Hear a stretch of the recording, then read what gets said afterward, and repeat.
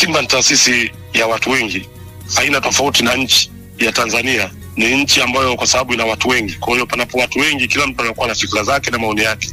Yanaweza kawa ya kweli, yanaweza kawa ya uongo, ama yanaweza kawa ni ya kijinga kwa uelewa mbovu. Yote hayo yanawezekana. Kwa hiyo nafikiri ndio maana kuna katika kila nchi ama katika kila watu wengi, watu wakaweka watu wa habari wa kuelimisha watu kama nyinyi. Kwa hiyo kuna watu watakiwa waelimishwe kupitia nyinyi waandishi wa habari. Kama vile ilivyokuwa kuna Watanzania watakiwa waelimishwe kuhusu nchi yao, namna utawala bora unavyokwenda na mambo yanavyokwenda, ili uelewe, ili nchi iwe na utulivu. Kadhalika na Simba ni hivyo hivyo. Inatakiwa watu waeleweshwe, watu waelewe, ili klabu iwe na utulivu, kwa sababu uelewa ndio shida ya mwanadamu na ndio asili ya mwanadamu kwenye jambo la uelewa. Binadamu anaweza kaelewa tofauti akafanya kitu kibaya. Hata kwa manabii iliwatokea watu walielewa vibaya wakataka kuwashambulia manabii, lakini walioelewa vizuri waliwahami manabii. Lakini kuna wengine hawakuelewa hata kujua nini wafanye. Sasa sana Simba. Sasa unapozungumzia Mangungu ni kikwazo Simba, Mangungu ni kikwazo kama nani? Mangungu anakwamisha mchakato wa mabadiliko, anakwamisha kama nani? Kwa hiyo kwa kipengele kipi kwa mujibu wa ibara ipi ambayo ameikwamisha ama ameikiuka? Kwa hiyo ni masuala ambayo yanahitaji elimu. Naona kwa hiyo sasa mimi nasema hao ambao wanawaza hivyo wanatakiwa wapewe msaada wa maarifa na elimu. Hawataki kulaumiwa. Ustaz Masudi, hivi kwa sasa wanachama ambao wa klabu ya soka ya Simba kama wana malalamiko ama wanahitaji kupata ufumbuzi, wanapaswa kuwasilisha kwa nani? Simba kama taasisi iliyosajiliwa kwa mujibu wa sheria ya Jamhuri ya Muungano wa Tanzania ya mwaka 71, maana yake ina muongozo wake kama katiba. Simba kwa muundo ina ngazi kama 4 hivi. Ina ngazi 4 kwa mujibu wa sheria ya katiba ya Simba. Kwa maana ngazi ya kwanza ni uongozi mkuu. Kwa sasa tunasema bodi. Ngazi inayofuatia tunasema ni mkoa. Huwa kuna viongozi wa mikoa nchi nzima. Ngazi inayofuatia ni wilaya. Tunasema kuna viongozi wa wilaya nchi nzima wa Simba Sports Club. Ngazi ya 4 inayofuatia ni viongozi wa ngazi ya matawi nchi nzima. Kwa hiyo hii cheni inakaa vikao. Naona hii cheni inakaa vikao, na uongozi wa bodi huwa wanakaa vikao na wanachama. Sasa na wanaokuja kwenye vikao hivyo ni upande wa wanachama. Hawaji upande wa mwekezaji, kwa sababu sio sehemu ya pati ya wanachama upande ya Simba Sports Club. Kwa hiyo huyu Mangungu huyu na wale ambao wamechaguliwa na wanachama huwa kila mwezi lazima wakae vikao si chini ya 2 vitatu kujadili masuala ya Simba mbalimbali, yakiwemo ya namna klabu inapokwenda, matokeo uwanjani, mabadiliko ya benchi la ufundi, uchajili unapokwenda na changamoto zake. Huwa wanakaa kila mwezi, si vikao zaidi ya 2 vitatu vinakalika, na Mangungu ndio anaongoza kikao hicho. Hapo kuna viongozi wa mkoa, hapo kuna viongozi wa wilaya, hapo kuna viongozi wa matawi. Mwenye hoja, maswali, mwelekeo, ushauri wake vinafanyika hivyo. Kwa hiyo hii ndio cheni. Sasa kukwamisha kufanyafanyaje pangejulikana hapo. Umeona? Kwa hiyo ukienda katika masuala ya matokeo uwanjani, wenye kusimamia mpira moja kwa moja ni mwenyekiti wa bodi kupitia memat iliyofanya Simba ijoin na mwekezaji. Naona na pamoja na CEO wa klabu. Hawa ndio wanakwenda kwenye mpira moja kwa moja. Hawa ndio wanakwenda paka moja. Hawa ndio wanaweza kumuuliza maswali hata benchi la ufundi, vipi leo hali ikoje, kila kitu kimekwendaje, kila kitu kiko sawa. Hawa wengine wanabaki kwa watazamaji. Lakini katika swala la transformation huwa anakwamisha mchakato. Mara mwisho tulikuwa kuna mkutano wa mabadiliko ya katiba. Nafikiri wote wenyewe mnajua. Mabadiliko yamefanyika, na mabadiliko yameenda kwa nini? Yako kwenye sehemu sika. Maana yake kwa msajili wa vyama, naona maana yake kuna sehemu ya lita, kwa sababu Simba na katiba 2 sasa. Naona kulikuwa kuna wakati Simba ilikuwa inatumia katiba moja tu ambayo iko chini ya BMT, ambayo ndio hii katiba ambayo inagawanya madaraka na kucheza mpira. Lakini ilikuwa kuna katiba ya pili, Simba walikuwa hawana katiba ya board trustee, ambayo hii inaangalia mali, uwekezaji na mgawanyo, ambao katiba hiyo nayo kwenye mkutano uliopita ambao wengine walikuja kwa ajili ya ubwabwa, wengine kuja kupiga kelele, hawakujua kinachoendelea, nayo katiba imepitishwa pale. Maana kuna katiba ya wadhamini na kuna katiba ya Simba Sports Club. Hii ya Simba Sports Club inaangalia wanachama na namna wanakujitawala na kucheza mpira.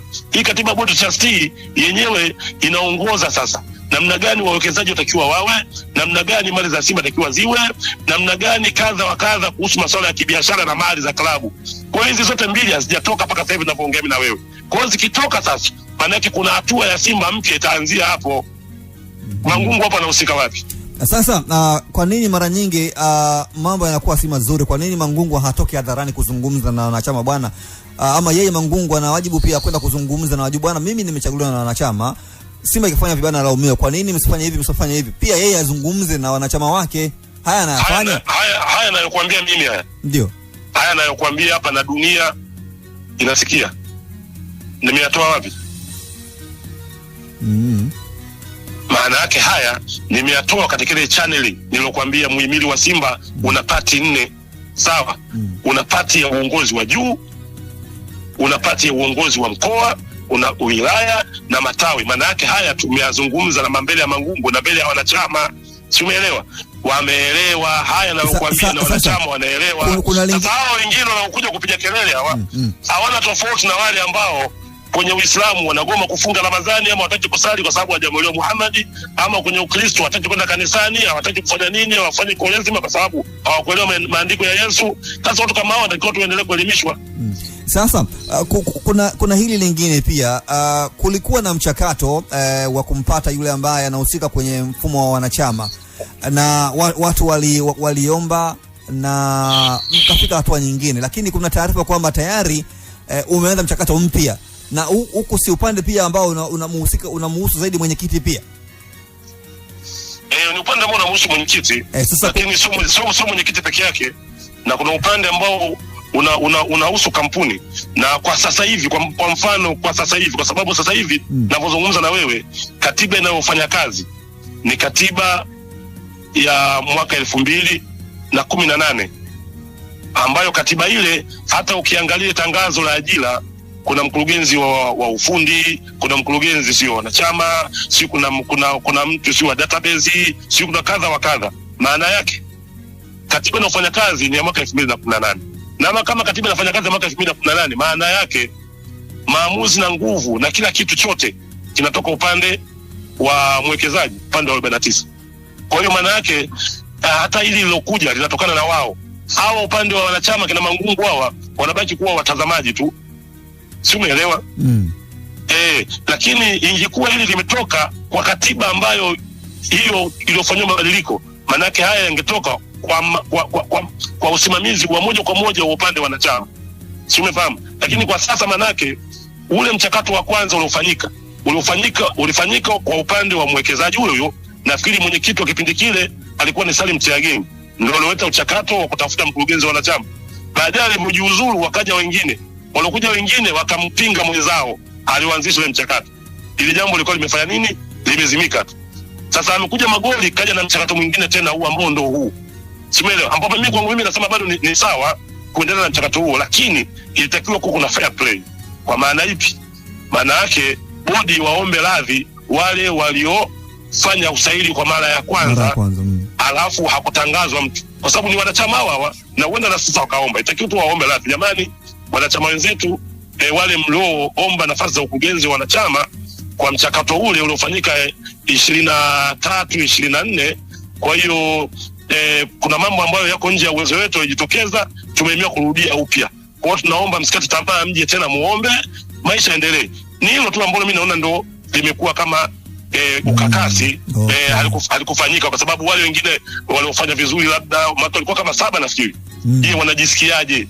Unaona, yani wanajisikiaje? Inawezekana kaona labda kuna upangaji wa matokeo, kuna mtu anatakiwa ama na kwa hiyo kulikuwa hiyo tu. Mimi naona ndio hajakaa sawa kuwaomba radhi wale waliofanya mara ya kwanza, karibia wanachama 7 nafikiri, ambao wote walikuwa ni wasomi na madigrii chungu mzima. Kwa hiyo tulikuwa kuomba radhi afu kuendelea hapa. Sasa hapo nafikiri bado hajakaa sawa, lakini haya unaoendelea nayo hapo sawa. Na pia huko ndani ya Simba kwenye vikao mara nyingi unahudhuria hili la mtendaji mkuu